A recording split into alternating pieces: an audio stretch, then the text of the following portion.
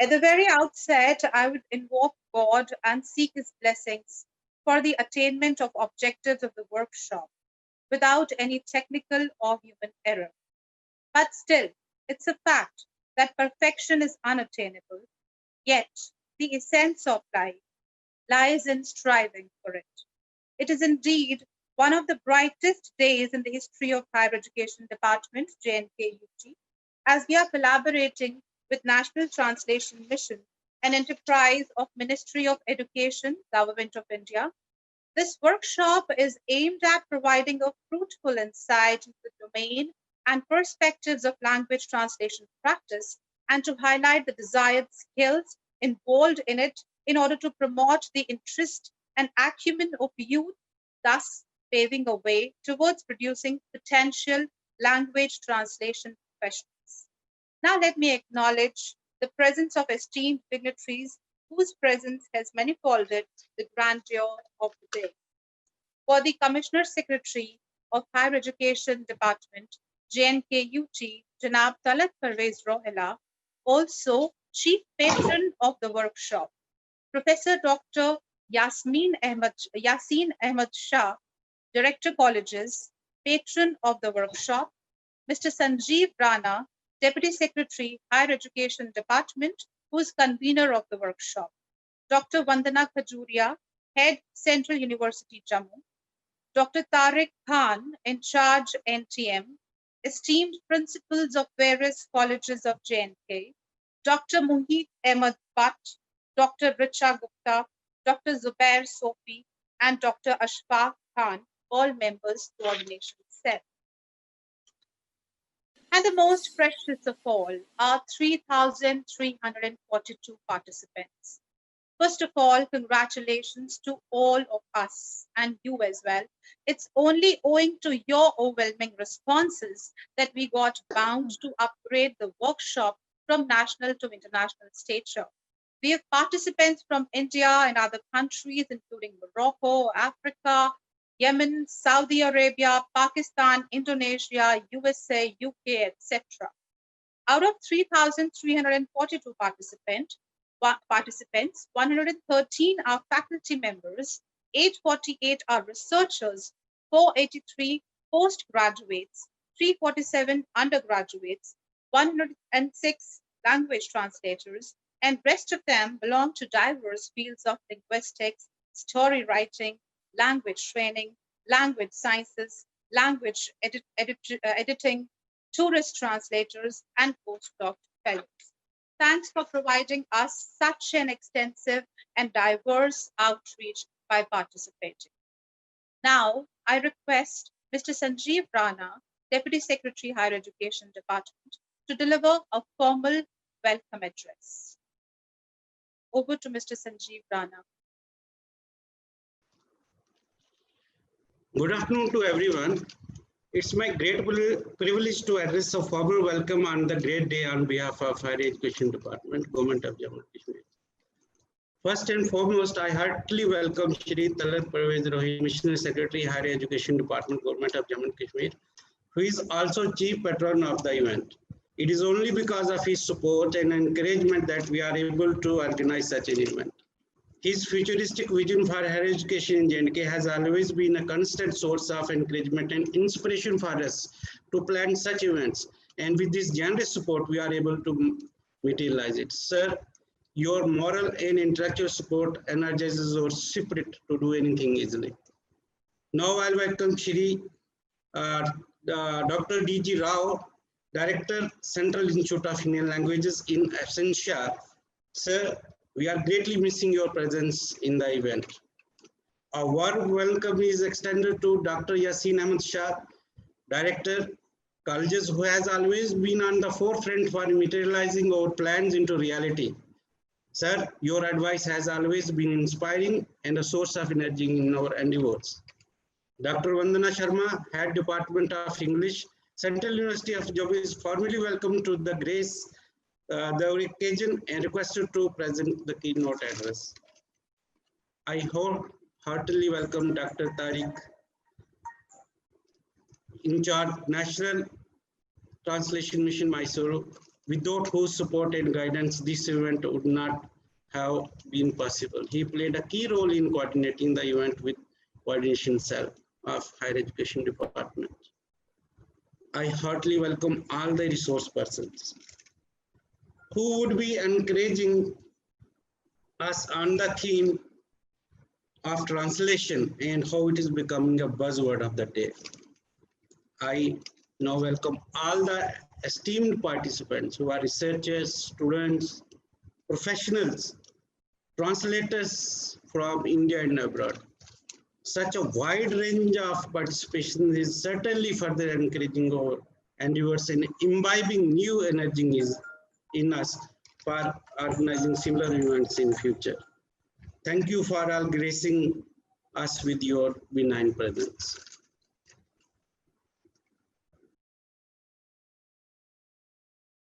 Thank you so much, Mr. Sanjeev Rana.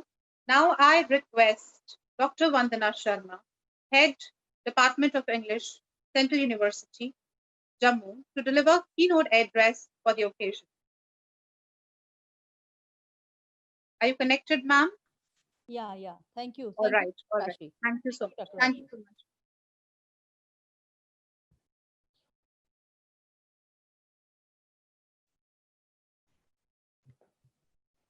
Hello, good afternoon, everyone.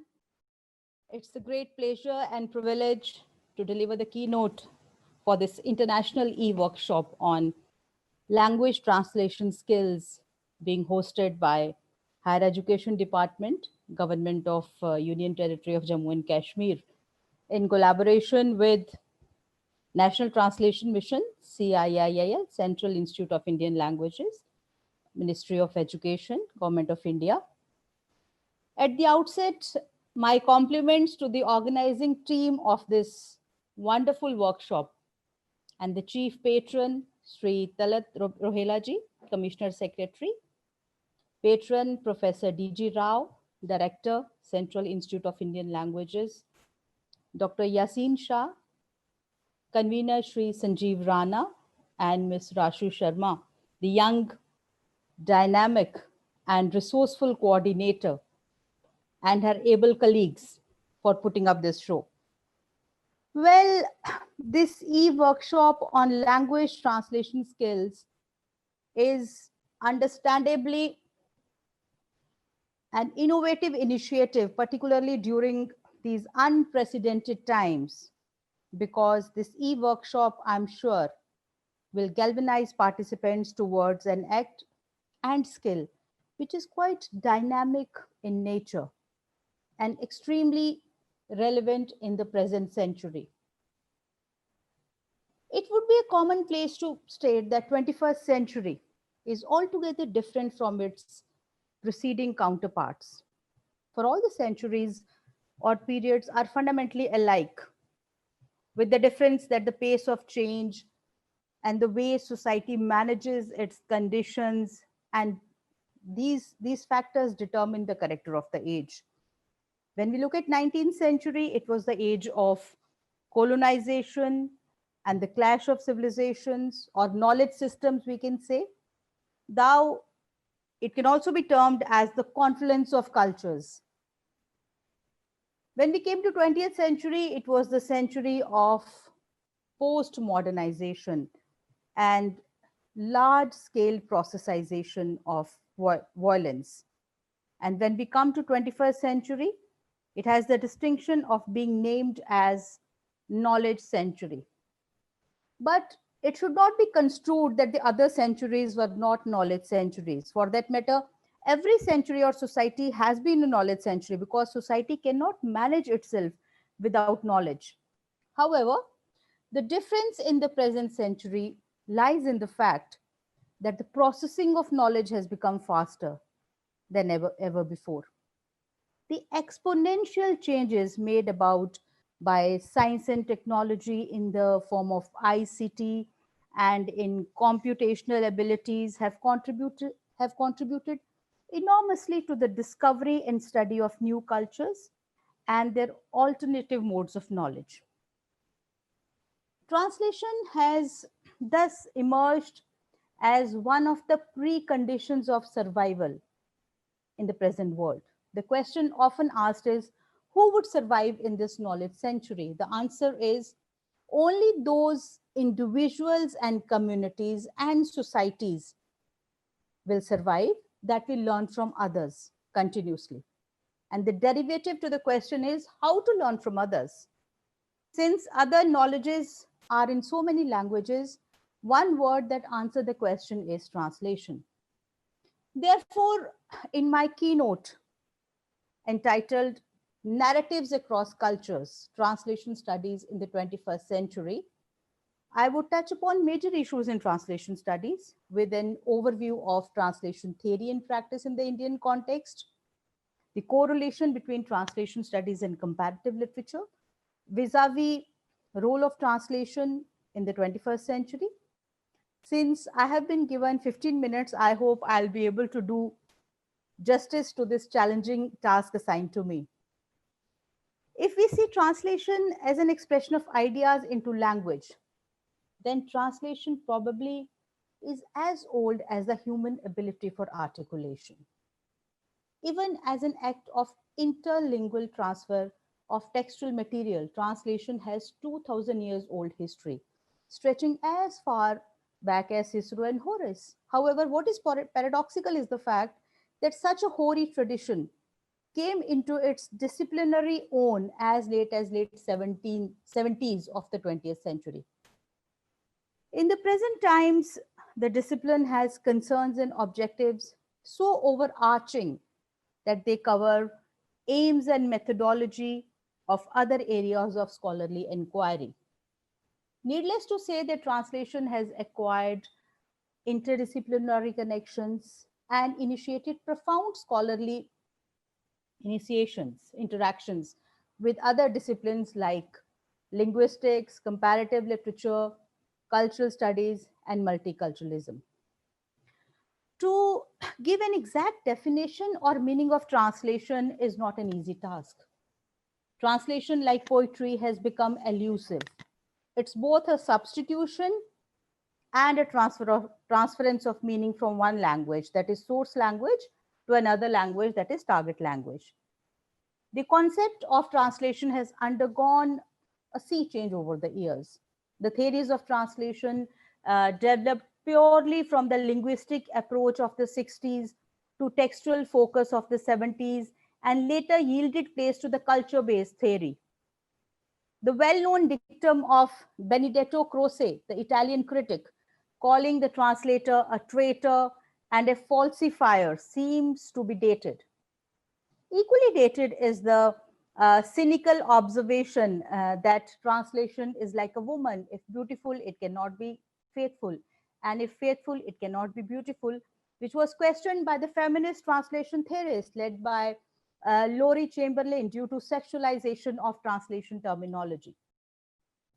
Translation has been described variously by several scholars in different places at different points of time. For instance, Theodore Savery defines translation as an art, while Eric Jacobson defines it as a craft. Among the two broad categories of translation defined by traditional translation theorists, literary and non-literary, there have been debate among scholars on the nature of translation. Some favored word for word as against sense for sense. And both Horace and Cicero made a clear distinction when they viewed that art of translator should be judicious interpretation of text of the source language based on the rule of expressing not word for word, but sense for sense. And his responsibility was to the readers of the target language. Understandably, in literary translation, the translator has to be aware of the fact that since language and culture are interlinked, no literary text can be treated in isolation. Thus, Roman Jacobson dealt with the central problem of translator and argued that all types of translation involves loss of meaning, addition of meaning, and finally, skewing of meaning. Hence, total translation is a myth. J.C. Catford moved ahead and classified translation in terms of extent, level, and ranks. So this debate in the West where translation is considered secondary and inferior to the original, does not hold good in India. In India, Sanskrit was the source language, and Indian literary tradition is full of rendering of Sanskrit text into regional languages, in Bhasha languages, G.N. Devi's term. But we never call them translations and always regarded them as new writings. In India, for that matter, translation is known as Rupantar, meaning change in form, or Bhashantar, meaning in another language, or Anuvad, meaning coming after. Therefore, translation for Indians is afterlife, new life. Translation practice in India varies from period to period. I would like to quote here the great iconic writer and theorist G.N. Devi, who made a very clear picture of this distinction when he said, I quote, he said, in Indian context, literary translations can be divided into three types. Those interested in preserving the ancient literary heritage. Number two, those interested in westernizing Indian languages and literature. Number three, those interested in nationalizing literature in modern Indian languages. In correspondence with the different objectives of these three, their mode of operation differs.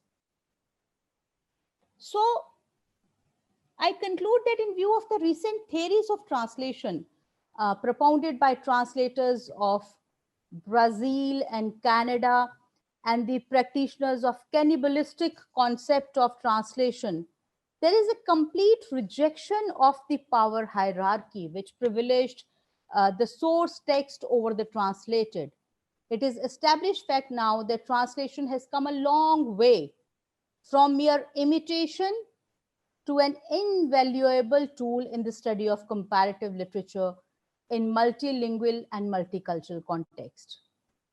And I'm sure that various speakers in this e-workshop will be dealing with the nuances of translating a text, challenges which a translator confronts while translating a text. So I'm sure all these things would be a great experience for the participants, as I gathered the information that we have participants from various parts of the world. So that's really heartening, and that definitely shows a direction also in which we are heading. We cannot deny the fact that yes, we are living in the knowledge century, and translation is one of the strongest mediums through which we can acquire knowledge. So with this, I once again thank the organizers of this scintillating, wonderful workshop, and I wish the participants all the very best. Thank you.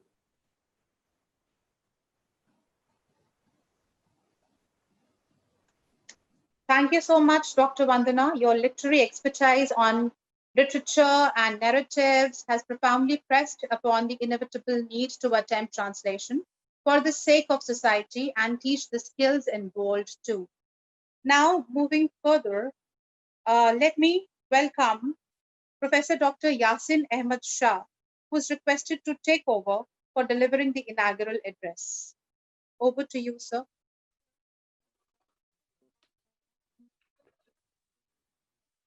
Hope I'm audible. Yes, sir, very well. Yes, sir. You're audible. Thank you so much.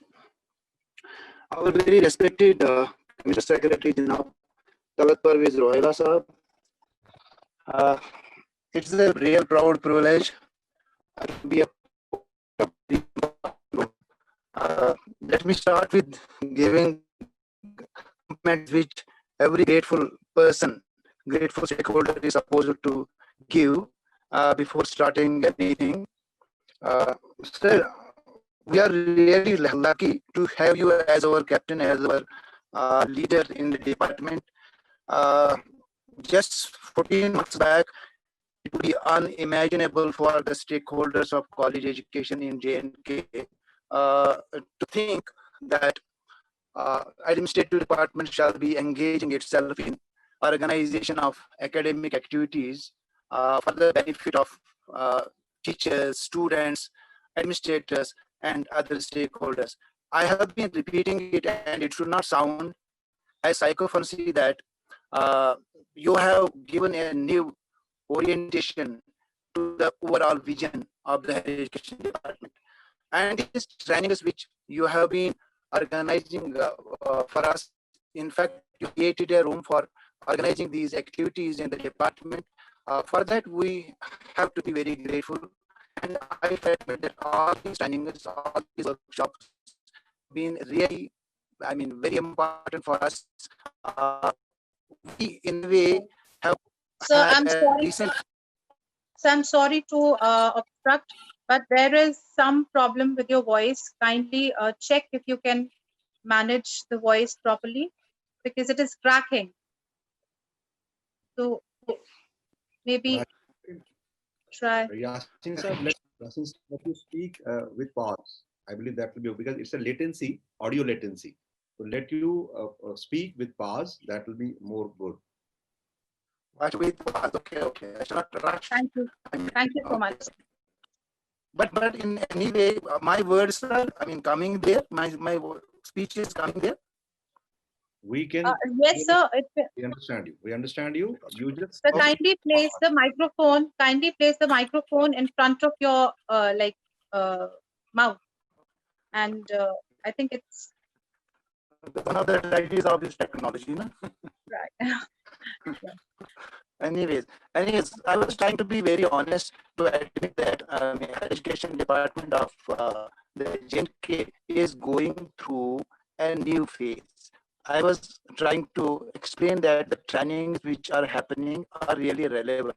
We have been focusing on training our teachers vis-a-vis the use of technology, vis-a-vis the use of digital rooms, vis-a-vis the use of digitization of learning resources, vis-a-vis, I mean, generation of e-content, so that we can switch over to a new mode of teaching learning pedagogy that is known as, I mean, this teaching in the colleges. Anyways, I should be thanking two very important persons in the department, two deputy secretaries, Sanjeev Rana's case and Vikas Bhagati's case. And I shall be only honest if I propose a vote of consideration, a vote of appreciation to these two gentlemen. But I know these two gentlemen generally don't take credit. They shall be immediately shifting these credits to their best team, that is coordination cell of the higher education department, Ashu, Richa, Amit Saab, Zubair Saab, Ishfaq Saab, and if I feel I have not, I mean, forgot anybody, if I have forgotten one of them, please excuse me for that. This has been a wonderful team in the education department, and they are the backbone of, I mean, for organizing these activities. Coming to the theme of this workshop, that is translation. I understand that literary translation is a very, very serious business, as was explained to us by Professor Vandana Sharma, who spoke before me. I mean, when we think of translating some text from the source language to some new other language, this necessitates certain precautions. I said that it's a very serious business for the simple reason that because the translator has to, in the first instance, be well versed with the two languages that are involved in translation. And when somebody ventures in the troubled waters of translating some source text to 2 or 3 languages, naturally he has to be a master of all these languages. Not only that, generally languages are a part of larger culture. So if somebody sits down to translate text from one language to another language, he has essentially to have some functional knowledge of the cultures involved here. Overall social psyche and thinking of, I mean, the native speakers of these two languages. Suppose a person wants to translate something from an Italian classic or a Greek classic. He cannot afford to translate this from a previous translation. Maybe he wants to translate it into Hindi, and now he sits down and starts translating this classic from a translation that is English and not from the Italian or Roman language. I understand that shall only contribute towards further corrupting the actual ideas of the writer who actually wrote it. One important point which I feel sharing with all of you is that we understand that there are thousands and thousands of languages being spoken on earth. It is not necessary that every person shall be understanding, be able to speak, be able to write in all languages. That is not possible. That absolutely is not possible. That is impossible. But there is a big possibility that in any language being spoken on earth, there can emerge some masterpiece. It could be in the shape of a book. It could be in the shape of poetry. It could be in the shape of music. It could be in the shape of idiom. It could be in the shape of a wonderful short story, or it could be in the shape of a wonderful speech. So what is the tool with us to put across this wonderful masterpiece to the people who are not per se the speakers of that particular language? We understand and we see that the only tool with us shall be the translation. Now is the question, important question. Is it really possible to exactly transmit something from one language to another language? I have to be very honest and admit that it is not possible, to which Professor Vandana Sharma also pointed. This is not possible. I can share my personal experience with the permission of our Honorable Commission Secretary, sir. Sir, when I was engaged in writing my MPhil thesis, I submitted the first chapter of it to my supervisor. I had decided to write it in English. And unfortunately, my supervisor told me that I am not, very, very comfortable with reading and writing and understanding English. I begged, sir, what I should do. He gave me option of writing this thing either in Arabic or in Urdu. Sir, please believe me that when I sat down to translate my own English into Urdu, I decided that I should write in Urdu. لأنني يعني كنت أستطيع أن أكتب عربي as well as Urdu. So I decided to write it in Urdu language. Believe me, it was so difficult for me to translate even my own ideas from one language to another language. So there shall be always some margin for corruption of the idea, corruption of the thought, when it is translated from one language to another language. I understand that we have invited very, very reputed and respected and masters of the art in Professor Kanchana Mohanty, Professor Ejaz Muhammad Sheikh, Professor Rajesh Sharma, Professor Ashfaq Ahmed, Professor Vandana Sharma. These resource persons shall be explaining to us the necessities, the essentials for indulging into this venture of translating. This is an important thing, as I said, because anybody cannot and should not, let us be very, very plain and blunt, cannot and should not indulge in the job of translating unless and until he is properly equipped with the competence and capacities we shall be explaining us during these 5 years experts. But having said that, I must say that there shall be always scope and necessity of translating things from one language to another language. This is perhaps going mutual understanding between the human beings. This is going to facilitate taking advantage of, between nations, mutual advantage taking, that shall be only possible when there is this tool of translation, and this is going to make our science, commerce, research, literature richer.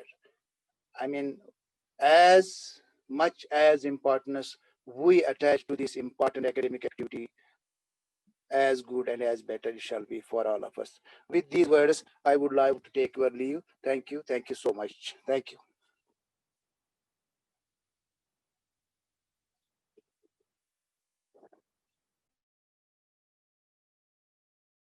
Thank you so much, Professor Yasin Ahmed Shah, for your motivation. Entire credit goes to your steadfast leadership that keeps us going. Also, your linguistic caliber, exhibited through the inaugural session just delivered by you, is going to be a boon to language learners like us. Highly indebted to you, sir, and we appreciate your concerns that despite 2G connection, you made your inaugural address possible. Thank you so much. Now, I'd request Dr. Mueet Ahmed Butt to play the audio address of Dr. D.G. Rao, Director, Central Institute of Indian Languages, as due to some exigencies, he couldn't manage his virtual presence among us. Good afternoon to everybody. Esteemed Sri Talat Parvez Rahila, Commissioner Secretary, Higher Education Department, Government of Jammu and Kashmir, Sri Sanjeev Rana, Deputy Secretary, Higher Education Department, Professor Vandana Sharma, the keynote speaker, eminent scholars, experts, and my dear participants. The Central Institute of Indian Languages works for the promotion of all languages of India in all aspects. It is important for all of us to know that translation is very helpful for the development of a language. I am glad to mention that the Government of India instituted a scheme called National Translation Mission that operates from CL Mysore. The National Translation Mission aims to make translation as industry in this country. In order to achieve this aim, the mission offers training to language students and experts who may take up the translation as a career. The institute and the mission are collaborate with other like-minded institutions for skill development activities. Translation has prominently occurred in the recently announced New Education Policy 2020. I am sure it is a great news for all of us. I am happy to note that the Department of Higher Education, Government of Jammu and Kashmir, and the National Translation Mission have come together to organize this one-week skill development workshop that will focus on translation. I am also pleased to note that the response to this program was immense because the program is relevant. I offer my best wishes to the participants and congratulate the program coordinators. Thank you very much, Dr. D.G. Rao, for your encouraging words. We solicit your cooperation in furthering the objectives of this workshop on language translation skills. Now, I request Chief Patron of the workshop, Janab Talat Parvez Rohila, Commissioner Secretary of Higher Education Department, J&K, to deliver his presidential address. Over to you, sir. So let me begin with thanking the organizing committee, especially the coordination cell, chaired and triggered by Mr. Rana, our Deputy Secretary, who has been given the charge to organize such seminars, which will be actually enhancing the quality education in higher education department. And we, as Yasin Sah was saying, we are now one team, whether be in administration or whether be in the colleges as professors. So we have tried to gel with the environment and create an atmosphere wherein we'll be actually understanding how we should proceed so as to benefit the progress of higher education in our UT of Jammu and Kashmir. I was very delighted to hear Madam Vandana Sharma from Central University HOD, I believe, linguistics, and she gave me good thoughts to ponder upon. He was very correct in saying that this translation happens to be an innovative initiative. I do endorse her views, and I do understand this is a very innovative and initiative needs to be taken further because it's a new field, though known for centuries and decades. Am I okay am I audible, Rashu? Yes, yes, sir. Okay. So we could understand from Vandana Sharma ji that translation essentially means learning from others. Very nice. This triggers me well. And I do agree that learning from others is a way of communication.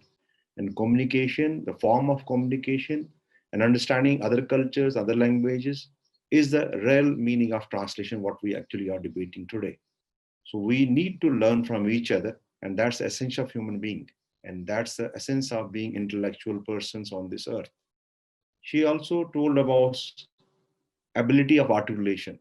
As we are sitting there in this remote environment, everybody sitting at his own place and interacting. So we have invented the articulation through the media.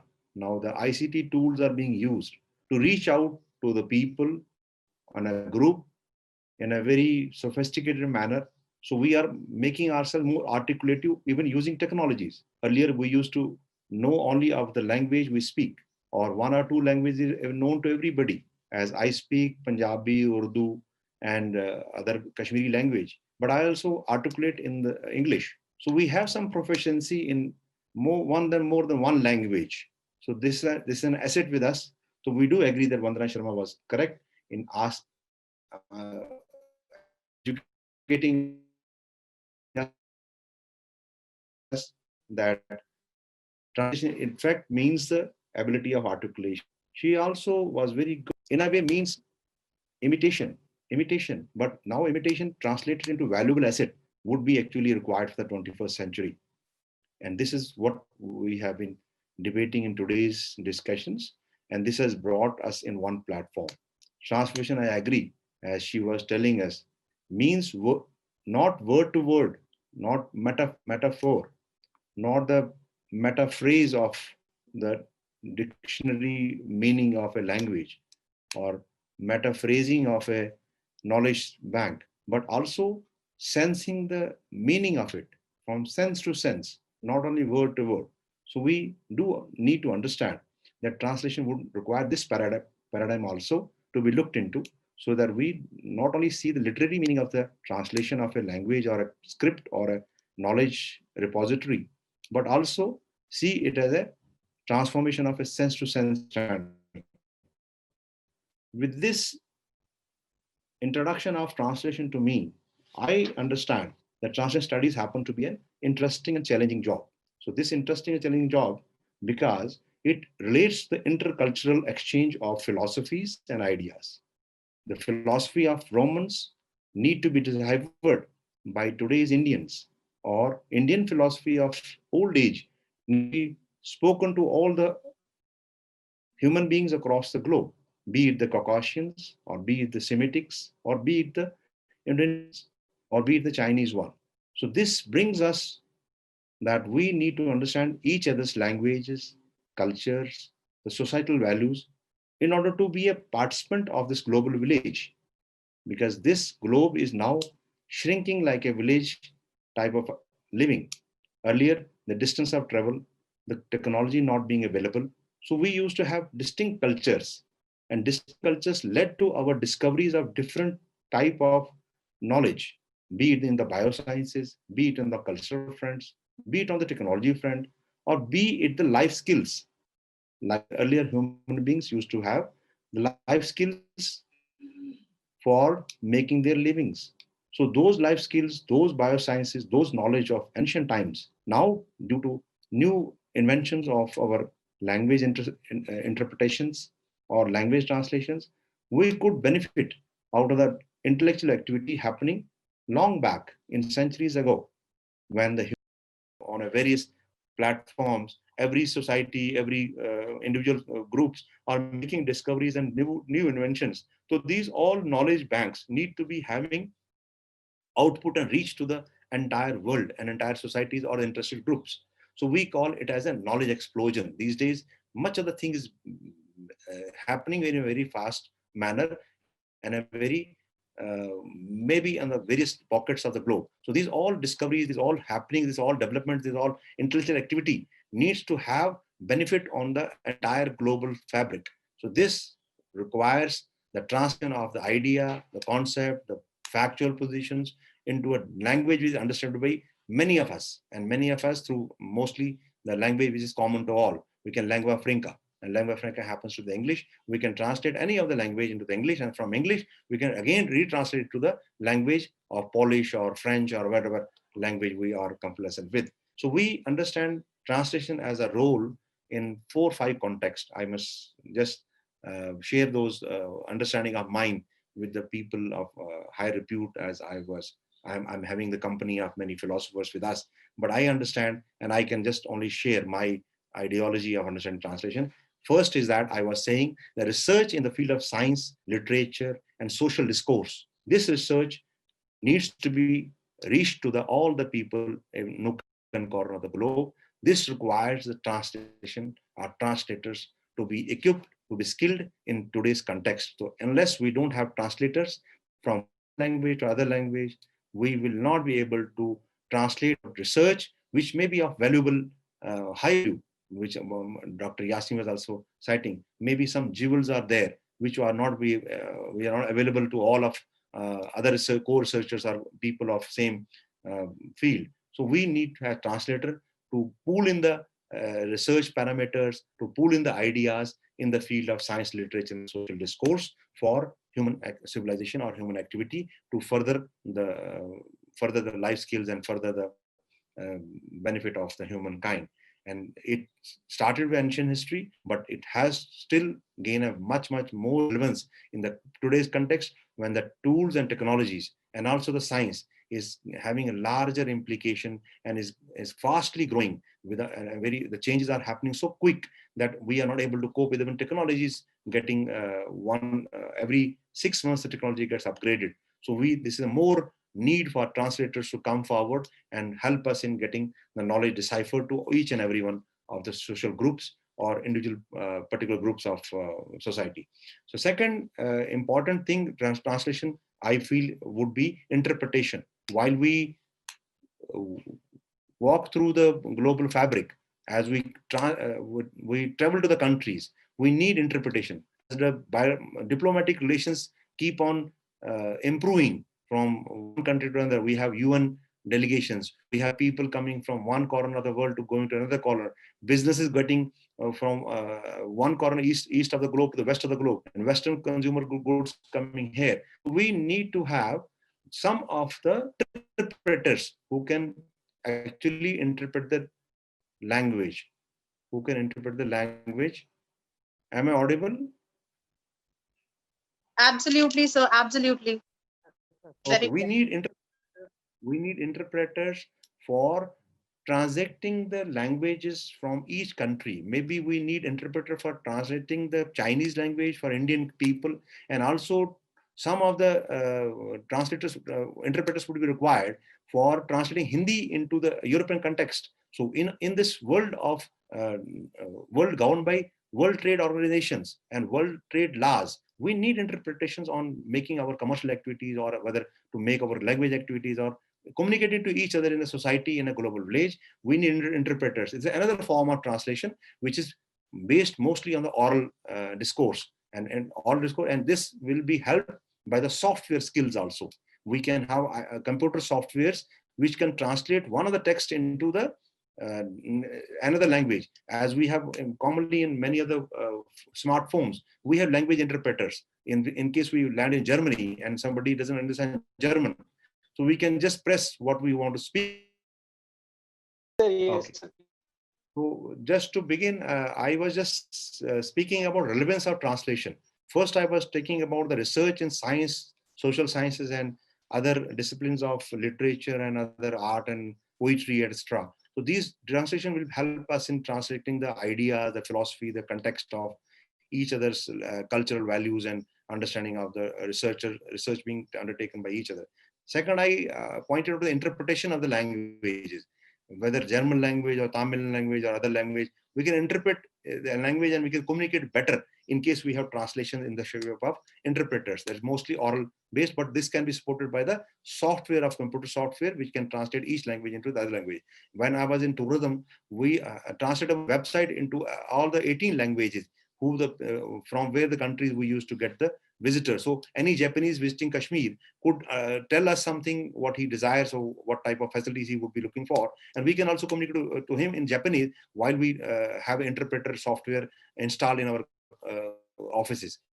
So this is one of the translation issues which bears a good opportunity for people to opt for translation as a mode of your livelihood or your furtherance. So third would be the media rating. Everybody wants to know news about a particular region, and every region wants to be represented worldwide. So while you want to be represented worldwide and heard worldwide, and you also want to be knowing everything happening in Italy or happening anything in Brazil, or you want to communicate each of the world community and as a group. So you need to have interpreters. You need to have translators as a media or the personal.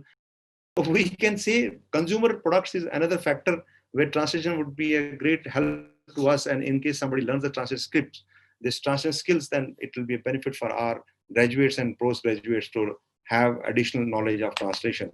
And this they can become this as a profession. So this takes to our concluding part that we understand now translation is very essential for democracy of the knowledge. At democratic knowledge, if we have to have democratization of the knowledge from every source, so we need to pull in the resource, the pull in the genre. We need to have translators and translation skills to be learned by the today's individuals and today's graduates. So this, I understand, is a good for social harmony and also peace, and which will ensure the human happiness in the world across we live. And this, we live in a new world, and this new world is integrated with technology and also the economy. So like technology, economy, while they integrate the world, we need more of a translation skills to be learned by people, by graduates, by everybody who will be a participant in this new era of 21st century. And we understand that translation can only happen if there is a literary taste for a particular language or particular culture. If you have a literary taste and you have a creative mind, then only you can become a translator. I would advise those people, those individuals should opt for translation skills. And Professor Yasin was cautioning us, only those people should be taking this translation skill as a profession who have passion for the particular culture or particular language, so that they have literary taste and they have creative bent of mind, which is required for becoming a translator. And we understand that I can only cite one example. The Shakespeare drama was made popular because it was adapted through the drama, through the TV serial, to the various language translations. So everybody knows Shakespeare around the world. This only happened because translation helped Shakespeare becoming popular. Otherwise, there may be many dramatists who are yet to be discovered, yet to be made popular, yet to be understood. So I again tell that translation should require the good medium to make them a good vehicle for others to understand the idea behind the writer, the discoverer, or the cultural ethos, what is propounded by a particular section of society. And then we can say translator acts as a mediator in exchange of cultural ethos, ideas, and social values. I, with these words, thank Dr. Rao, who happens to be director of Central Institute of Indian Languages, and also Professor Vandana Sharma, and other organizers of the committee, our own professor, Rusha Sharma, and particularly Sanjeev Rana, and other people who actually made it happen that this type of interaction could be there. And I also found chance to read something about translation and how it's going to be very relevant in today's context. And I found that it was very relevant in the times when we became the rulers of the entire world. From Homo sapiens, we eradicated the Neanderthals, we eradicated the Homo erectus and became the supreme rulers of this globe. Now the technology is outdating us. While the technology is outdating us, we need to find another medium of fighting we can say fighting a tide of artificial intelligence with our cultural language getting translated, ideas getting pulled up through the medium of translation of languages. I thank the organizers once again that they gave me a chance to sit with the people of learning. I always find it pleasure to learn and cross-learn from people, listening to them, and then gathering ideas. This gives me a reason for more indulgence in such endeavors, and such endeavors would lead us to the quality education enhancement and providing additional avenues for our graduates in UG and PG programs to take on the avenues or opportunities of employment and engagement for benefit of society. Thank you very much. Thank you very much, sir, for explaining the concept of translation in an extremely lucid manner as a basic life instinct. In an exceptional manner, you explained how translation is a deeply embedded concept into the minutest aspects of life, as well as philosophies of Buddha and other quintessential concepts. Your encyclopedic knowledge of cultures, languages, mythology, sciences, etc., should prove food to the grey matter of translators and aid the workshop in attaining its objectives. So once again, thanks, sir. Thank you.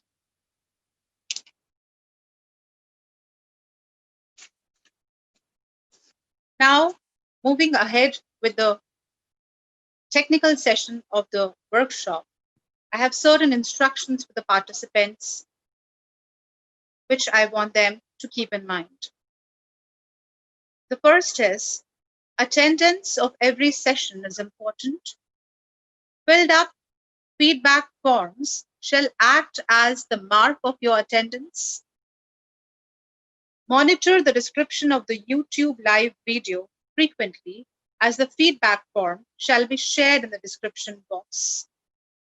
In case a resource person shares a questionnaire in the description box, you have to fill it up and submit within a stipulated time. As it is impossible to take up every question by the expert, certain relevant questions shall be picked up by the moderator to be discussed by the expert. Thank you so much. Now let me invite the expert for today's technical session, our resource person of the day, Professor Panchanan Mohanty, Professor and Head, Institute of Applied Sciences and Humanities, and presently heading Department of English, GLA University. He's got over 39 years of experience. He has supervised 31 PhD scholars, 37 postgraduate theses, and is a frequently published author of books and papers in research journals. Some of his significant works include Word Frequencies in India, 2014, Script Complexity in India, Indian Languages, 2019, Development of Segmental Phonology, a case study of 2 Oriya-speaking children, and so on and so forth. The list goes on endlessly. So may I please have Professor Panchanan Mohanty?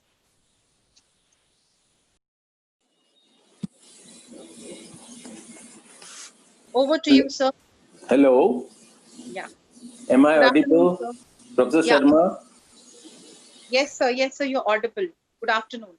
Good afternoon. Good afternoon, everybody. It's a pleasure to talk about translation. Well, since I have been involved in, teaching translation for, decades, and supervising students researching translation, I have been a little worried about this discipline. It's just because translation is highly misunderstood, in the sense that many scholars have many views about translation. Now, if we accept everybody's views, then we cannot talk about translation in a very scientific way. The first problem is that, what is translation? That's very important. And here I should refer to two important books that were published almost 20 years ago. One was the Translation Studies Reader, which was edited by Lawrence Venuti. The other was the Interpreting Studies Reader, edited by Pochakar and Schlesinger. 20 years ago. That means there is a distinction between translation and interpretation. They are not one and the same. Interpretation is, of course, called also simultaneous interpretation. And translation is primarily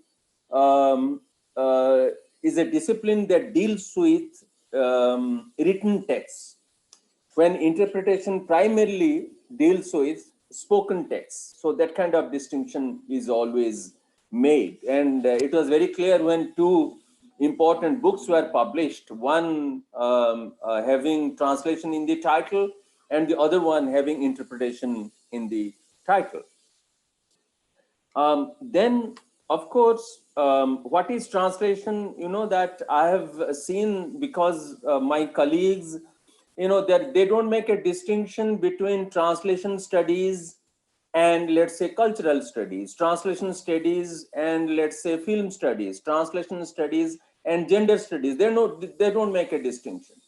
And this is how the boundaries are completely vague, blurred, etc., etc. If this kind of approach is taken, we cannot discuss anything scientifically, because verifiability is the key word in science. If you, whatever it is, when you discuss something, there must be some kind of principles, there must be some kind of parameters, all these things must be there. And then only we can discuss something in a proper way, scientific way. And I believe whatever we discuss must be based on facts, data, etc., etc. We cannot discuss something in the air. Even literary translation, there is a lot of discussion, though it is quite popular to hear poetry is lost in translation. Poetry is never lost in translation. We'll discuss those things, a little later. But let me first give a kind of introduction to whatever we are thinking today to discuss. Following Jacques Derrida, Suzanne Besnet proposes that a translation should be treated as an original text.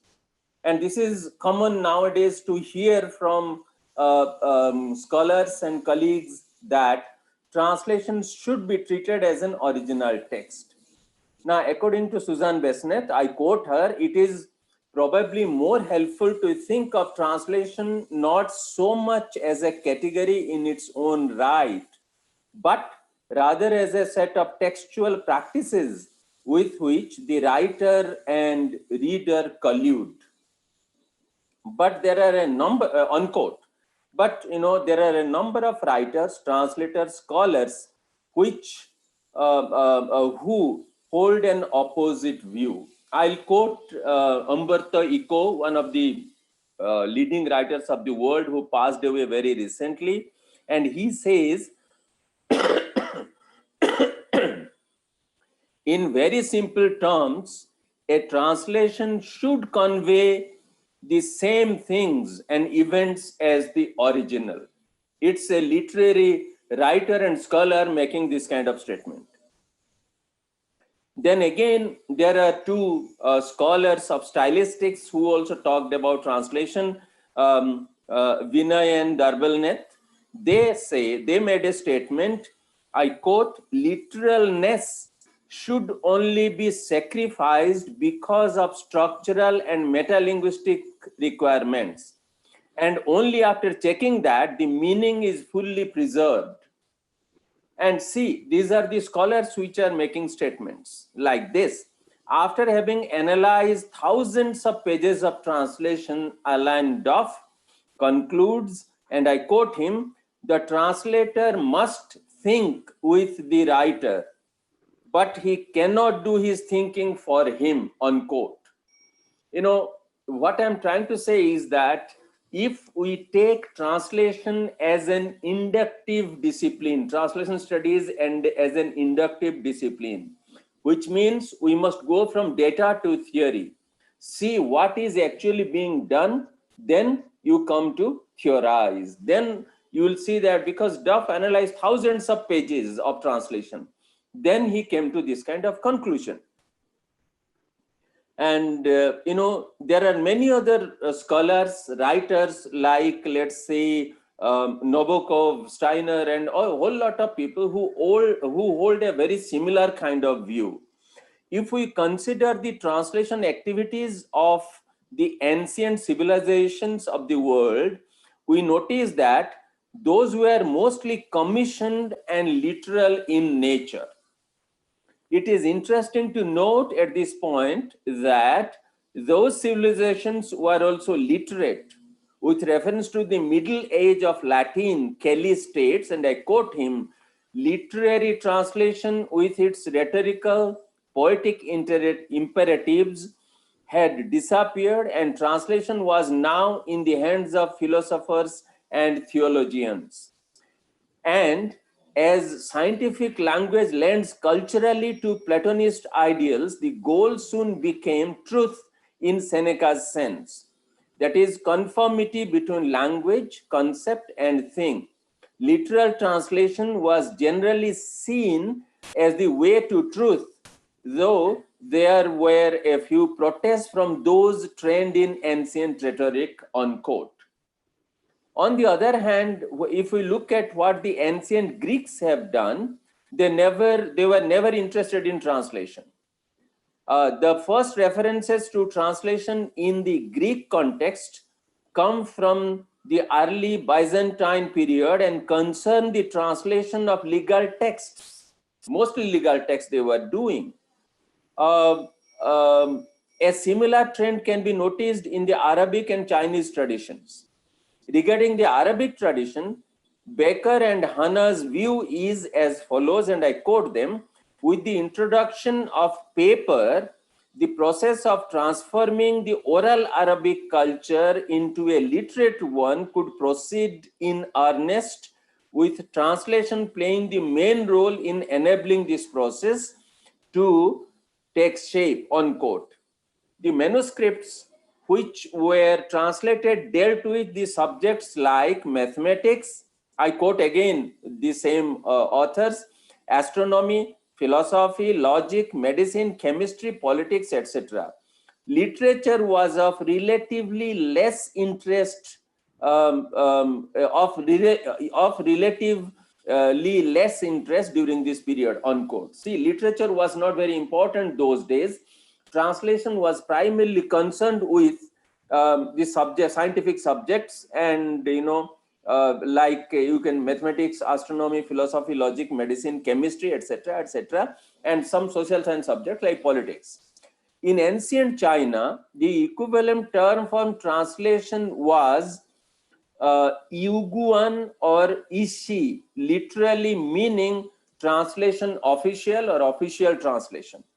During the Tang dynasty, that is 618 to 9006, a period in which cultural exchanges between China and her neighboring countries reached new heights, a considerable number of foreigners who lived in China were employed as government interpreters and were allowed to accompany Chinese officials on diplomatic missions. All these make it evident that the trend of translations in the European, Arabic, and Chinese traditions was literal, faithful to a large extent in the ancient period. But if you consider the situation in India, the most important compositions in Sanskrit are Valmiki's Ramayana and Vyasa's Mahabharata, these two epics. Then these two epics were rendered. I don't use the word translated because translation has a meaning. And if you accept translation as a term, it should have a fixed meaning. It cannot be interpreted according to somebody's sweet will. So, if a translation is treated as a term, it's not a word. A word can have many meanings, but a term cannot have many meanings. It's normally monosemantic in nature. It has a fixed meaning. That's very important. Now, if you take translation as a term, we'll see that we cannot consider the Mahabharatas and the Ramayanas written in regional languages, the so-called regional. I don't like this term regional languages because India doesn't have a national language, so other languages cannot be called regional languages. But let's say other Indian languages, let's say, and they cannot be called translations simply because Tulsi's Ramayana or let's say Sarala Dasa's Mahabharata or let's say Pampa's Mahabharata, they cannot be called translations. They never thought it was these were translations. They were written by those authors. So why should we call them translations? Who are we to call them translations? Translation always mentions there is an original author and there is a translator. And these people, take anybody, they never said that they were translating. They said they were writing. So that's what I'm going to, discuss today. It was Cicero, 46 BCE. He made a distinction between word for word, that is literal translation, and meaning for meaning, that is free translation. And this was most probably the earliest attempt to theorize translation. If it is accepted, then we can easily see this discipline is more than 2000 years old. But paradoxically, this age-old discipline is very poorly understood. Though there are differences of opinion as to why it is so, Richard's statement that it is, I quote him, probably the most complex type of event yet produced in the evolution of the cosmos, unquote. And it seems convincing. It is quite important statement. And when he mentions that it is probably the most complex type of event in the evolution of the cosmos. So it is not unexpected that translation scholars hold divergent views regarding this field of study. Eugene Nida, one of the most celebrated scholars of translation studies in this world, has summarized the situation as follows, and I quote him: despite major shifts of viewpoints in translation during different epochs and in different countries, two basic conflicts expressing themselves in varying degrees of tension have remained. These fundamental differences in translation theory may be stated in terms of two sets of conflicting poles: one, literal versus free translating, and two, emphasis on form versus content. Emphasis on form versus concentration on content. These two sets of differences are closely related but not identical. For the tension between literal and free can apply equally well both to form and content. However, in general, the issues are not well defined. For the most part, such expressions as literal versus free, translation versus paraphrase, and words versus sense are essentially battle cries for those who wish to defend their work or criticize the work of others. Rarely are these conflicting views analyzed in detail or the implications of such principles worked out carefully in actual practice, unquote. And Nida has used the term the science of translating. He says science of translating. He doesn't do translation because he emphasizes the process. Anyway, it's clear from these statements that there are two antagonistic positions. Lefebvre terms them the hermeneutic and the neo-positivist states, and states that their distinction is based on mutual misunderstanding. For this reason, today I want to take a comprehensive view of the field of translation studies, and we'll try to make some generalizations about the boundaries and principles of this discipline. Before discussing, the problems of translation proper, I'm using translation proper just because there was a scholar called Roman Jakobson who talked about three kinds of translations, and his paper was published in 1959, so more than 60 years old.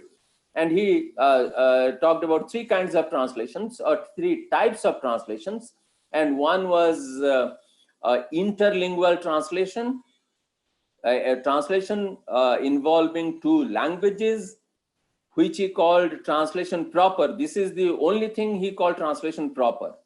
Then he talked about intralingual translation, a translation between the dialects of a language, and the third one is intersemiotic translation. That is when a novel is made into a film, or a drama is written as a poem kind of thing. So these are called intersemiotic translation when the mode changes. So here I'm going to talk about translation proper, that is interlingual translation. I won't discuss intralingual translation or intersemiotic translation at all in whatever we are discussing today. Here, it is very important to, when we are talking about translation proper, the question is how to translate. How should one translate? Here, Benjamin argues, and I quote him, if translation is a mode, translatability must be an essential feature of certain works. Look, Benjamin has made many things philosophical, and he says that, well, if translation is a mode, translatability must be an essential feature of certain works. And the concept of translatability is not tangible or concrete. He again argues, and I quote him, unlike the words of the original, the nucleus is not translatable, because the relationship between content and language is quite different in the original and the translation. While content and language form a certain unity in the original, like a fruit and its skin, the language of the translation envelops its content like a royal robe with ample folds, unquote. Benjamin is quoted by many scholars, so see what kind of view he holds about translation. Then by translating and retranslating into some 25 languages, Osgood, a very famous semanticist, semanticist, you can say, he was a psychologist by training, has shown that culture fair nouns like house, fire, stone are easy to translate. The problem crops up when the social distance between the source language and target language is large. An increase of this distance is concomitant with the increase of psychic noise. Psychic noise is an important concept I'll discuss very briefly a little later. And that is why in such cases, we notice a tendency to naturalize the source language text by making it decentered, which according to Werner and Campbell means change of source language material so that it sounds smooth and natural in the TL, target language. Now, what it implies is that when the culture of the source language text is different from that of the target language text, the translation is likely to be free. We find a lot of such examples in almost all the major Indian languages during the Renaissance period. I'll give you, since I'm a speaker of the Odia language, I'll give you a few examples from Odia. There was a poet called Radhanath Rai who was born in 1848 and passed away in 1908 at the age of 60. And he is considered the first major poet of modern Odia literature, not Odia literature, let me tell you. And many of his, kavyas, long poems, such as Kedar Gauri, Chandrabhaga, Usha, whatever you take, are based on Ovid's, writings such as Pyramus and Thisbe, Daphne and Adonis, Atlanta's race, etc., etc. And he doesn't mention these things anywhere. So what he has done is that he has taken the theme from Ovid, and he has written all these things in his own language, and that's the reason he doesn't claim that these are languages, though these are translations, though they share the same kind of thematic structure. Then, the very famous Bengali poet and dramatist Michael Madhusudan Datta, who was born in 1824 and died in 1873, his Padmavati, 1860, was based on the Greek legend of the golden apple. But these people never mentioned, but all these writings had a kind of mesmerizing effect on the Odia readers and the Bengali readers. At the same time, it should be emphasized that this need not be the case in a multilingual society sharing the same culture. Look, India, there are many languages spoken in India. Many cultures are there in this country. Though we have some similarities, there is a kind of binding force. There are many different cultures if you move from north to south and east to west, etc., etc. Now, you see that if you take this plurality or multilinguality of India, there are many languages, many cultures. What happens is that, and whatever was found in the Ramayana and the Mahabharata, these are told and retold. These are a part of our culture. When Tulsi writes a Ramayana, he has acquired it from the society. When Sarala Das writes Mahabharata, or Pampa writes, Bharata in Kannada, or Sarala Das writes Mahabharata in Odia, or Kasiram writes something in Bangla, these are all inherited. So they are not translations. They are taken from the local cultures, whatever they have heard from others, which was prevalent in the society. So this is quite important for us when we are talking about translation. We must make a distinction between translation and transcreation. And whatever happens in India, of course, we had Tika, we had Vyakhya, etc., etc.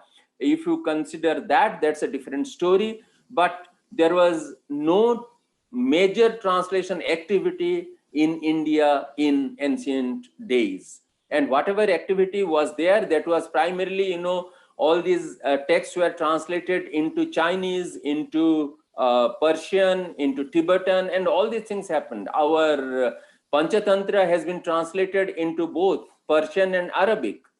And many of our Buddhist texts have been translated from Sanskrit into Chinese and Tibetan. And it's very interesting that sometimes we don't find the originals in India, but the translations are available. So that kind of thing has happened, but it was not a major activity on the Indian soil. Many things were translated from Indian literature into other, let's say, Indian languages into other languages, as I mentioned, but translation was not a very important activity in India. Now let's come back to somebody called Lawrence Venuti, who has edited that fat book of the Translation Studies Reader, and he states, a translated text is judged successful by most editors, publishers, reviewers, readers, by translators themselves when it reads fluently, when it gives the appearance that it is not translated, that it is the original, transparently reflecting the foreign author's personality or intention on the essential meaning of the foreign text, in unquote. Here we must notice that the author's personality or intention or the essential meaning of the text, that is important.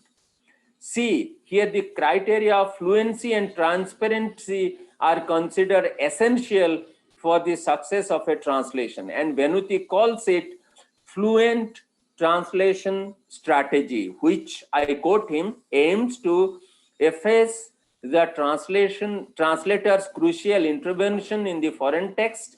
He or she actively rewrites in a different language to circulate in a different culture. But this very process results in a self-annihilation, ultimately contributing to the cultural marginality and economic exploitation which translators suffer today. At the same time, a fluent strategy effaces the linguistic and cultural difference of the foreign text. This gets rewritten in the transparent discourse dominating the target language culture and is inevitably coded with other language, target language values, beliefs, and social representations, implicating the translation in ideologies that figure social differences and may well arrange them in hierarchical relations according to class, gender, sexual orientation, race, nation, etc. In this rewriting, a fluent strategy performs a labor of acculturation which domesticates the foreign text, making it intelligible and even familiar to the target language reader, providing him or her with the narcissistic experience of recognizing his or her own culture in a cultural other, enacting an imperialism that extends the domain of transparency with other ideological discourses over a different culture, unquote. Though Venuti's above-mentioned position on translators' self-annihilation is debatable, it's a debatable position. Though it is debatable, his emphasis on the reader is noteworthy. In fact, it is the reader who directly or indirectly controls both the process and the product of translation because it is meant for them. It is clearly reflected in the widely held view that the translated text should have a similar effect on the target language readers as the source language text had on the source language readers. But ironically, the reader has no role in the theorization of the translation until the latter half of the 20th century. In fact, it was Itamar Ibn Zohar who set the new agenda of translation studies in the 1970s and set the ball rolling through his famous polysystem theoretical approach to translation by including translation as a part of the literary polysystem in his seminal publication, Papers in Historical Poetics. This book was published in 1978.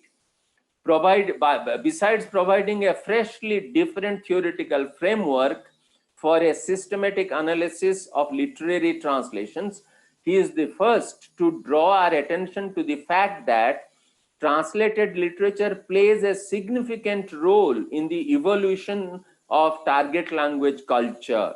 His contention is that intensive translation activities take place under the following three conditions. This is something which most people didn't mention. It was Itamar Ibn Zohar who mentioned them for the first time.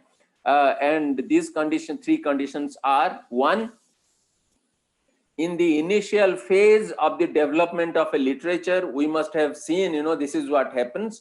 I'll give you an example. Take the Renaissance period. In the Renaissance period, all of us have seen how different texts from Indian languages and other languages were, rewritten in our languages. If a literature if a literature consider itself weak or marginalized, then translation takes place. Three, at the time of turning points or vacuums in the life of a literature, when there is a vacuum in the life of a literature, translation also takes place. With all these, the binary distinction between the original and the translation became blurred, and all sorts of questions that were not conceivable earlier began to be asked. It will not be out of place to mention that there were no such distinction made in India until the medieval period. The absence of a proper term for translation in Sanskrit and Prakrit languages makes it clear that it was never an activity worth mentioning in the past in India. Transcreation of an earlier literary text was the norm. In fact, the concept of translation as we understand it today was imported from the West during the Renaissance period in the 19th century. Also, the concept of faithfulness in translation was introduced and strengthened through close translations of the Bible and other religious literature into different Indian languages. While commenting on Walter Benjamin's essay, The Task of the Translator, which calls translation afterlife, Benjamin says that translation is an afterlife of the original text, source language text. Post-structuralist thinkers like Jacques Derrida, I have mentioned him, valorize the translated text by stating that, I quote Derrida, the translation will truly be a moment in the growth of the original, which will compete itself in enlarging itself. And if the original calls for a compliment, it's because at the origin it was not there without fault, full, complete, total, identical to itself, unquote. And see, Derrida was a different kind of, he came from the philosophy background, and he was talking about all these things in literary fields. This is how the originality of the source language text is replaced by intertextuality between the source language text and the target language text in the post-structuralist discourse. Immediately after this, translation has been a favorite hunting ground for literary scholars with different ideologies. I want to discuss here the feminist writer Laurie Chamberlain's essay, Gender and the Metaphorics of Translation, which she published it in 1992. And this essay is there in Lawrence Venuthi's Translation Studies Reader. It centers around the sexualization of translation. Chamberlain talks about gender and translation primarily. Taking into account the French tag, les belles infidèles. My French is bad. Please excuse me if I don't pronounce this phrase correctly. Chamberlain argues, and I quote him, like women, the adage goes, translation should be either faithful or beautiful. The tag is made possible both by the rhyme in French and by the fact that word traduction is a feminine one, thus making les beaux infidèles impossible. The tag owes its longevity. It was coined in the 17th century to more than phonetic similarity. What gives it appearance of truth is that it has captured a cultural complicity between the issues of fidelity in translation and in marriage. For les belles infidèles, fidelity is defined by an implicit contract between translation as woman and original as husband, father, or author. However, the infamous double standard operates here as it might have in traditional marriages. The unfaithful wife / translation is publicly tried for crimes. The husband / original is by law incapable of committing. This contract, in short, makes it impossible for the original to be guilty of infidelity. So this is unquote. This is what Chamberlain argues. The point to be noted here is that Chamberlain interprets translation as a woman and original as a man or patriarch, and then refers to double standard or differential treatment to both. Notice that she has emphasized the socio-cultural aspects of source language text and the target language text here. Now, she has talked about socio-cultural aspects. She is not interested in translation proper. There are other scholars who have approached translation from this point of view, and they treat the target language text as an independent text that exists on its own right. The other example is cannibalism. In 1954, members of the Brazilian Indian tribe in Tupinamba ate the flesh of a Portuguese Catholic priest named Father Sardina in a cannibalistic ritual. This incident has been interpreted in a different way by some Brazilian modernist writers in the 20s. Though it was utterly sacrilegious from the European point of view, in the Tupinamba culture, it was absolutely normal to devour a respectable person's flesh and blood through a ritualistic sacrifice in order to acquire his strength and virtues. This metaphor has been given a new interpretation by the Latin American scholars, and hence translation has been called Janus faced. For instance, Johnson states, and I quote him, metaphorically speaking, it represents a new attitude towards cultural relationship with hegemonic powers. Imitations and influence in a traditional sense of the word are no longer possible. The anthropophagus do not want to copy European culture, rather they devour it, taking advantage of its positive aspects, rejecting the negative and creating an original national culture that would be a source of artistic expression rather than a receptacle for forms of cultural expressions elaborated elsewhere, unquote. The point I want to emphasize here is that the above mentioned metaphor has been likened to colonizing Europe as the original and the colonized non-European countries as the translation. According to Susan Besneth and Harish Trivedi, I quote them, the notion of the colony as a copy of translation of the great European original inevitably involves a value judgment that ranks the translation in a lesser position in the literary hierarchy. The colony, by this definition, is therefore less than its colonizer, its original, unquote. Here we must recall that the reverse also took place. That is, the texts of the colony were translated into English and other European languages. For example, Charles Dickens' translations translated Gita from Sanskrit into English in 1775, which also carried an erudite introduction by Warren Hastings. Then Kalidasa's Sanskrit play Abhigyana Sakuntalam was translated into English as Sakuntala or the Fatal Ring, an Indian drama in 1789 by Sir William Jones. Then it was translated into German by George Foster.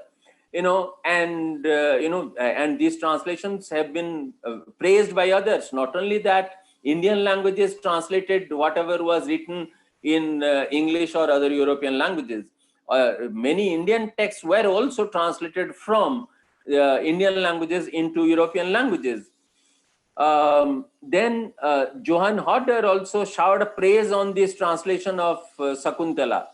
And I quote him, it is a real blossom of the Orient and the first most beautiful of its kind. Something like that, of course, appear once in every 2000 years, unquote. That was the statement.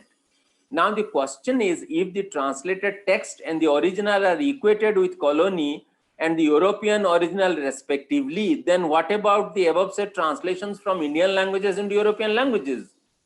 How are you going to treat that? Regarding Jones Sakuntala, Sir William Jones Sakuntala, Besneth and Trivedi have written, and I quote them, a major departure he made from the original was to stop the tender, love-learned heroine from breaking into sweat every now and then. Having lived in Calcutta as a judge of the Supreme Court, there since 1783. William Jones couldn't but have noticed that the climate was appreciably warmer, but he still felt obliged to mitigate this essential bodily function in the interests of his Western notion of the aesthetic. He would not have known, with the Kama Sutra yet to be discovered and translated, that to sweat was traditionally known and appreciated in India as a visible system of sexual interest and arousal. Nor could he have taken recourse to the English euphemism, which probably was invented somewhat later, that while horses sweat, men perspire, women glow. Anyhow, his act of prim and proleptically Victorian censorship neatly points up the common translatorial temptation to erase much that is cultural specific, to sanitize much that is comparatively odorous, and unquote.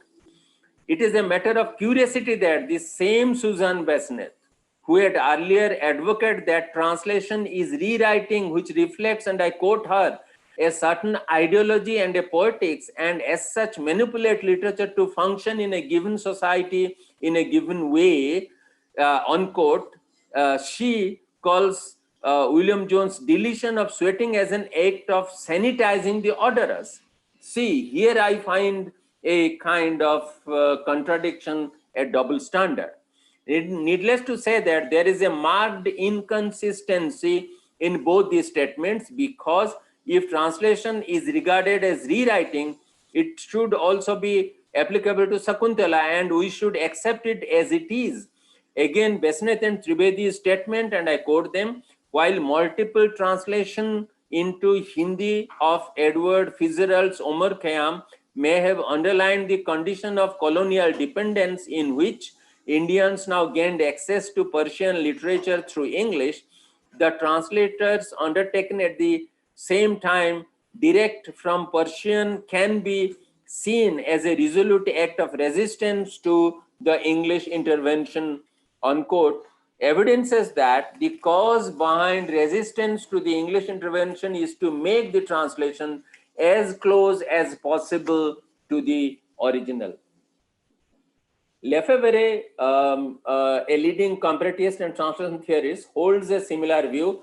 Translation is not just a window opened to another world or some such pious platitude. Rather, translation is a channel opened, often not without a certain reluctance, through which foreign influences penetrate the native culture, challenge it, and even contribute to subverting it, unquote.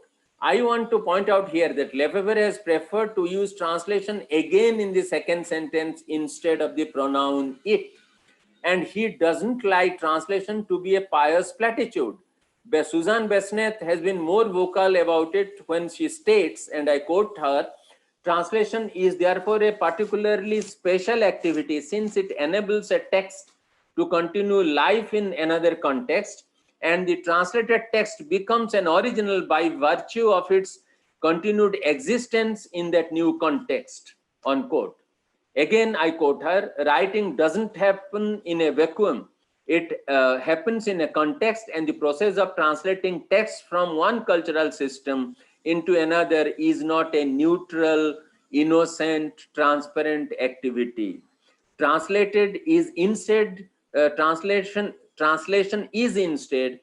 a highly charged, transgressive activity, and the politics of translation and translating deserve much greater attention than has been paid in the past.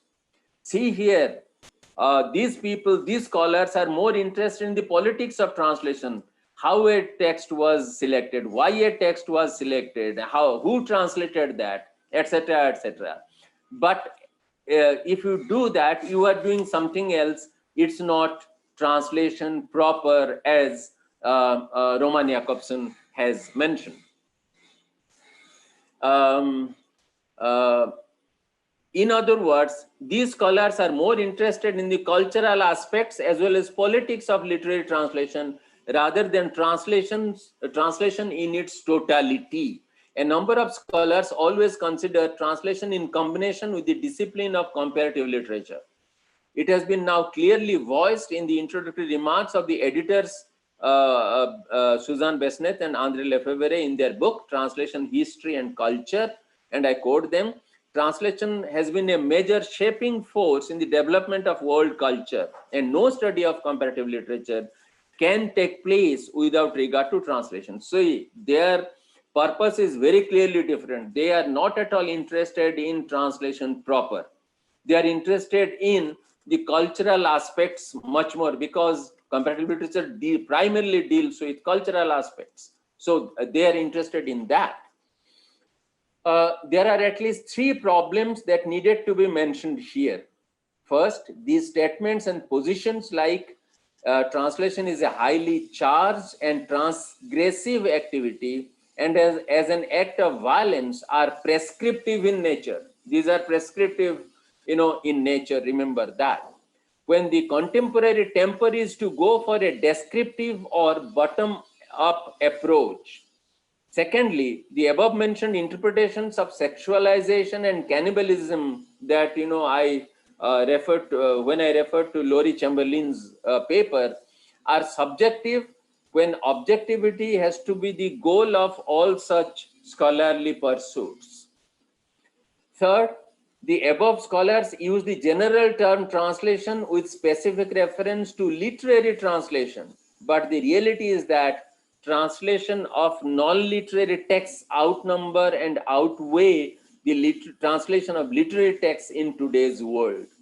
Let's now see how descriptive data gives a different picture altogether, because as all of us know, most of the scientific activities are inductive in nature, that is bottom-up approach. When you cannot use an inductive approach, go for a deductive approach. Otherwise, especially in social sciences and humanities, we must talk about an inductive approach, that is a bottom-up approach.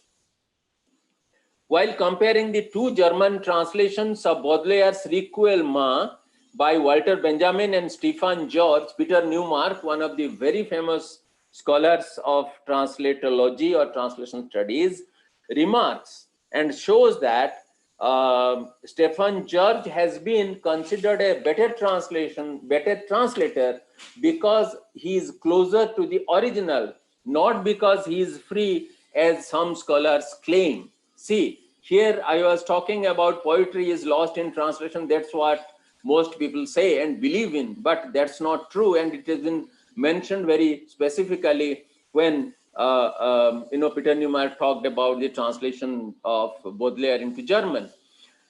Newmark argues, and I quote him, both lexically and grammatically, Stefan George's openings are near to Baudelaire than Benjamin's. Even Rutig is closer to Sage than is Gemak. The word and clause order correspondence in George and Baudelaire is striking. Then after analyzing a lot of translation from other languages into English, as I have mentioned to you earlier, Alan Duff has stated that the translator must think with the writer. He cannot do this thinking for him, because that's what he found a lot other writers or translators doing that while translating. The third example deals with the relationship between law and language.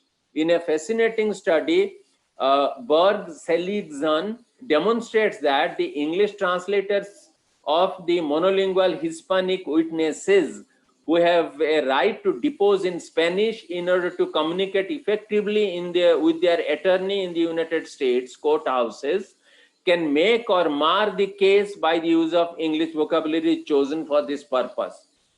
Though the Spanish-speaking witnesses' testimony is in the casual or consultative style, some court interpreters render it in the hyper-formal style that avoid non-standard grammatical forms and vocabulary used full syntactic forms without deleting the redundant parts and doesn't contract the be verb as well as not. What is noteworthy is that this difference in the use of register presents the witnesses as more competent, more intelligent, more trustworthy than he does when his testimony is rendered in English in a less formal style. And as a result, the judgment is influenced. Similarly, Odak Angel has reported that, and I quote, defendants not socialized in these norms of language use are discriminated against, and only middle class defendants succeed as a rule in good image management before the judge, unquote. Now see that if a translation is not close to the original, what kind of thing might happen? All these examples that we have discussed provide unequivocal support to the argument that translation should be as close as possible to the original. Let's now consider the views of some of the original authors and translators on this subject. I'm sure you have heard of a Gyanpith Awardee Odia poet, Sitakant Mahapatra, one of the most widely translated contemporary Indian writers and a Gyanpith Awardee Odia poet. He states, and I quote him, "Some of my poems were translated directly from Odia to foreign languages. Others were translated via English. I have my reservations about such retranslations." I repeat, and Mahapatra states, "I have my reservations about such retranslations. But my consolation is that the translators are major poets themselves. I got the feeling from some reviews that the translations were done with sensitivity and love for the original milieu and context." See, an original writer argues that the translations must be close to the original. Then I'll quote somebody who is from, again, Latin America. We have just now discussed, Lori Chamberlain, what she was talking about. Then I'm quoting Giovanni Pontiero, one of the most celebrated Latin American translator, who states, I quote him, "I never take liberties with a text at the outset, because a translator's main concern is, like the author's himself, with words. In one sense, a translator's task is even more difficult than of the writer, for he must subordinate himself to two languages, not one. But how can I move from faithful rendering to a creative interpretation of the source text? Here my approach is to be as literal as possible in the first instance, to capture as much of the author's idiosyncrasies as are transferable into the target language, and only at the first revision to make the adjustments required by the demands of the target language," unquote. See, one of the most celebrated Latin American translators is talking about literal translation. We must take note here Mahapatra's reservations about retranslations and Pontiero's contention to be as literal as possible. Here, Excuse me, Professor Mohanty, I'm really sorry to intervene and interrupt you, but we are already running out of time. Can you hear me, sir, properly? Yes. Okay. I'm sorry to interrupt. Can you please come down to the key points? We are already running. Yes, I'm coming to the final, a couple of paragraphs. So, here, what I will try to say that, these, Professor Sharma, you should have mentioned the time to me. It would have been easier for me to, but anyway, I've come to the end. That's not an issue. Now, here, look, the problem here is we never had an Indian term for translation in any Indian languages till 19th century, number one. So whatever has happened in India till then cannot be considered translations. translation or anuvad or whatever, in different languages, there are different terms for that, came into Indian languages only in 19th century, not before that. And translation became quite popular in this country when these missionaries started translating the Bible and other religious literature into Indian languages. Now, I would probably like to argue here that literal translation of literary text is also appreciated more. So on the basis of a comparison, I have experimented that. I have looked at the translations of Fakir Mohan Senapati's autobiography, by two writers, one Indian, one British, and then Faiz Ahmad Faiz poems by two translators, one Indian, one again British. I've seen those things, and it's very clear that even poetry should be translated literally. To sum up, I would argue that free translation was the mainstream in the climate of orality. India was oral, till 18th, 19th century, and not in literacy. And when literacy stepped in and we looked at, translations, this free trend endorsed by scholars like Besneth and others who treat translation as original text is peripheral in the contemporary literate societies in which translations are usually commissioned. And the second point is that most of these theoreticians talked about translation, they theorized translation on the basis of literary texts. They don't take the non-literary texts which outnumber the literary text translations.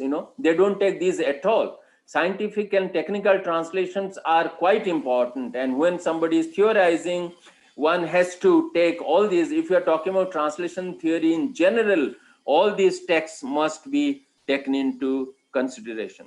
Thank you very much for this opportunity.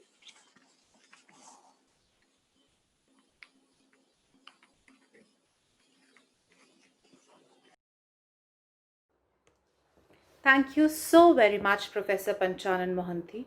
Your learned persona and the in-depth analysis of translation as a practice has very well highlighted the vagaries of translation that shall hopefully rid the budding translators of various illusions related to translation. Thank you once again. Now, may I please request Dr. Tariq Khan, in charge National Translation Mission, to please take over for delivering a formal word of thanks. Over to you, Dr. Khan. The dignitaries, expert speakers, registered participants, and interested viewers, a very good evening to you all. It's my pleasure to present the vote of thanks for the inaugural session. It's the first occasion that the Higher Education Department of Jammu and Kashmir and the National Translation Mission, Central Institute of Indian Languages, have joined hands to organize a workshop, an e-workshop focusing on translation skills. Therefore, in the first place, I would like to express our sincere gratitude to Janab Talat Parvez Rohila Sahab, Secretary, Higher Education Department, Union Territory of Jammu and Kashmir. I'm also happy to place on record our sincere thanks to Shri Sanjeev Rana, Deputy Secretary, Higher Education Department, and Dr. Yasin Ahmed Shah, Director Colleges, Jammu and Kashmir. Our thanks are also due to Professor D.G. Rao, Director CIIL, who has encouraged this joint organization of the program but could not be present due to some exigencies. It's my pleasure to thank our keynote speaker, Professor Vandana Sharma, who linked translation to knowledge and made some very important points. Madam, you will be glad to know that the main objective of the National Translation Mission is to create a knowledge society through translation. Therefore, I hope you'll be happy to see that the National Translation Mission and Higher Education Department Jammu and Kashmir are holding this program together for the benefit of young translators as well as translators who have been in service for quite some time. Sirs and Madam, thank you for setting the right tempo for the workshop by your insightful and inspiring words. I also wish to acknowledge our sincere thanks to experts who agreed to contribute to this workshop at a very short notice. In particular, Professor Panchanan Mohanty, who is the first speaker today, Professor Ejaz Sheikh, Professor Rajesh Sharma, Professor Ashfaq Ahmed, Professor Ravi Kumar, Dr. Umesh Kumar, and Ms. Tanvi Negi. I cannot thank everyone enough for their involvement. But yes, we are very fortunate to be backed by a team of highly dedicated colleagues like Professor Rashu Sharma, Dr. Sophie Mohammad Zubair, Dr. Mohammad Ishfaq, Dr. Richa Gupta, and Dr. Mohit Ahmed Butt. Thank you, thank you all. Thanks to all of you for putting a very concerted effort in successfully organizing this program. And finally, our participants, your enthusiasm and response exceeded our best expectations. Therefore, I would like to thank you all for making this program a big success. I hope you will be able to benefit a lot from this program, and the experts would live up to your expectations. Wish you all the best and thank you. Thank you very much, Dr. Khan. Indeed, it's been a privilege, honor, and a real gain in collaborating with National Translation Mission. Thanks for providing unflinching and untiring support to the cause of the workshop. Let's hope that this collaboration proves fruitful in enhancing the prospects of language translation in J&K. Dear participants, this gives me immense pleasure to announce that this brings us to the end of day 1 of the International Workshop on Language Translation Skills. Hope to see you tomorrow at the same time, as the link for tomorrow's sessions shall be forwarded to you through your mails. Kindly keep checking your mailboxes for further information. Have a nice day. Thank you.